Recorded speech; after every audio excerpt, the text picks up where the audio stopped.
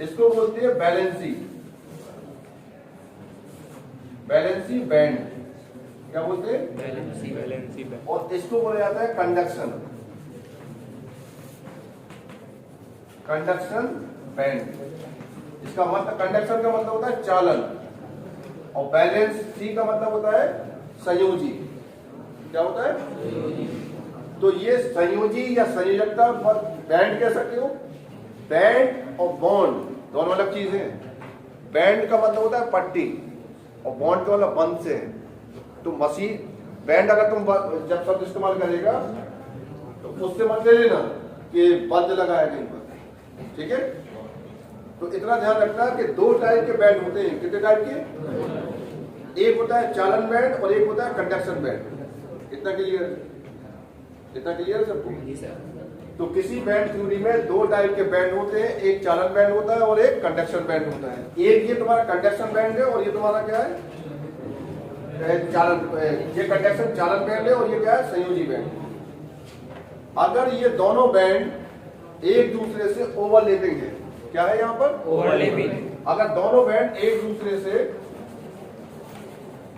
Overlapping condition में,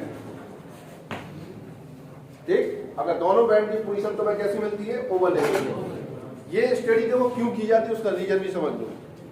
जब कोई मेटल मान लो जितनी खोज हो चुकी है वो तो तुम्हें पता ही है कि किसमें करंट पास होता है और किसमें करंट नहीं होता है। ये तो तुम आइडिया लगा सकते हो बुक से भी पढ़कर।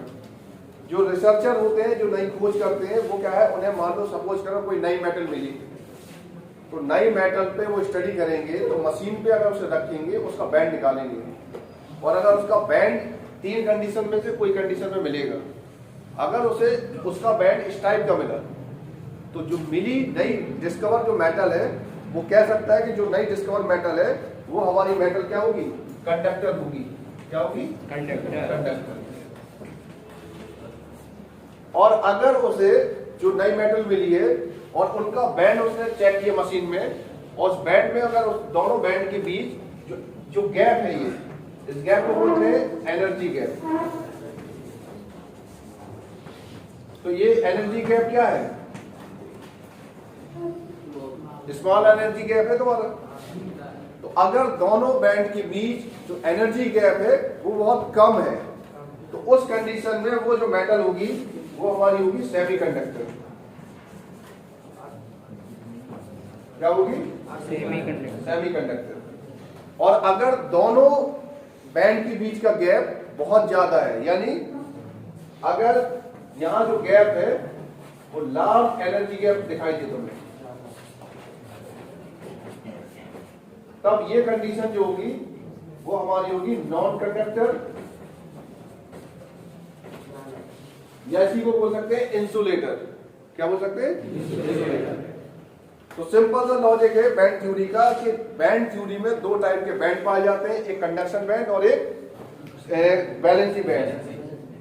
बैलेंसी बैंड का काम होता है कनेक्ट करना या संयोजी करना, और चालन बैंड का काम होता है उस करंट को चलाना। जिसमें तीन कंडीशन होती है। फर्स्ट डॉट बनाना, फर्स्ट डॉट में लिखना जब दोनों बैंड एक दूसरे से ओवरलैपिंग कंडीशन में हो तब उस टाइप का बैंड कंडक्टर होगा। जब दो चालन और संयोजी बैंड एक दूसरे से स्मॉल एनर्जी गैप पर हो तब वह सेमीकंडक्टर होगा। और जब दोनों संयोजी बैंड और चालन बैंड एक दूसरे से लार्ज एनर्जी गैप पर हो तब उस कंडीशन में वो क्या होगा? नॉन कंडक्टर बैंड होगा, यानी नॉन कंडक्टर कंडीशन होगी। तो पेपर में अगर पूछे कंडक्टर, सेमीकंडक्टर और नॉन कंडक्टर, तो ये नहीं कि तुम वैल्यूएबल मान भर दिखा के बच के मतलब लिख कर आ जाओ, तो डायग्राम सहित दिखाना पड़ेगा। ये बैंड की पोजीशन दिखानी है। यहाँ पर बैच ऑफ सिलेबस नहीं है कि थ्योरेटिकल लिख दो।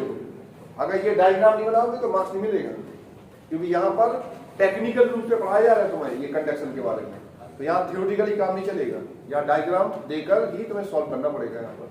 तो अगर पेपर में अलग से कुचालक भी आता है, खाली क्या जाए कि कुचालक, तो तुम्हें इतना दिखाना पड़ेगा ये कंडीशन और समझाना पड़ेगा कि कुचालक में करंट पास क्यों नहीं होता है। तो तुम्हें ये रीजन बोलना पड़ेगा कि यदि चालन बैंड और संयोजी बैंड के बीच एनर्जी के बहुत ज्यादा होगा तब वहां पर करंट पास नहीं होगा और वो नॉन कंडक्टर होगा।